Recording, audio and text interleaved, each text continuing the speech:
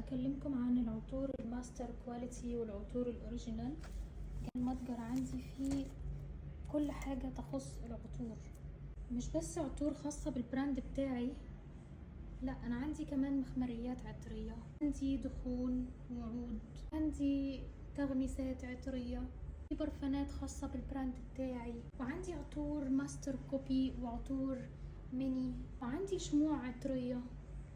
سوري، يعني انا مش هاجي اقول لحد ان العطور اللي عندي اصلية وهي مش اصلية. حرام طبعا انه انا اقول ان العطور ديت اوريجينال وهي مش اوريجينال، برغم ان في ناس كتير جدا بتقول على الماستر كواليتي اوريجينال، لان هو يا جماعة نسبة التطابق بتاعه وما بين الاوريجينال 99.9، لكن الحاجة الوحيدة المختلفة هي الثبات بتاع العطر 4 ل6 ساعات.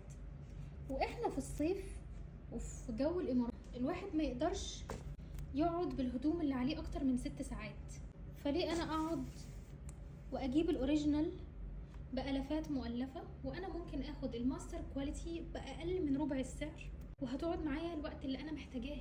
تخيلوا مثلا لما عود وود من توم فورد ما تعداش ال 150 درهم. انا ما احبش الغش في المتجر بتاعي، ما احبش اغش الناس، ما احبش اضحك على الناس، رغم ان الناس بتحب يضحك عليها وبيحبوا يتقال لهم ان هو اوريجينال وهو مش اوريجينال، ويجي التاجر يقول له لو مش اوريجينال رجعها لي، ويروح الراجل يفتح العلبة يجرب ويرش يلاقيها مش اوريجينال، او الثبات هي بتبقى نفس الريحة عموما بس يلاقيها مش اوريجينال، ويجي يرجعها لصاحب المحل يقول له سوري انت فتحتها واستخدمتها ازاي هرجعها لك. الحاجات الغاليه بقول عليها غاليه فعلا، يعني عندي مثلا لوي فيتون دوت، والله الماستر كواليتي بتاعه جدا غالي، عشان كده انا ببيعه اغلى حاجه عندي، واغلى حاجه عندي لا تتعدى ال 200 درهم. عشان كده يا جماعه انا قررت ان انا ما اضحكش على الناس، اللي عايز يصدق اهلا وسهلا، اللي مش عايز يصدق ما يشتريش، يروح يضحك عليه من تاجر تاني. واللهم بلغت اللهم فاشهد.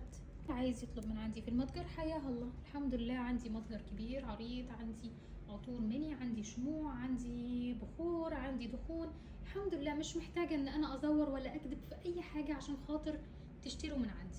لكن الفكره وما فيها انه الناس دلوقتي بقوا يستعبطوا، يعني الناس بقت اوفر جدا جدا، بقت اوفر في موضوع الغش.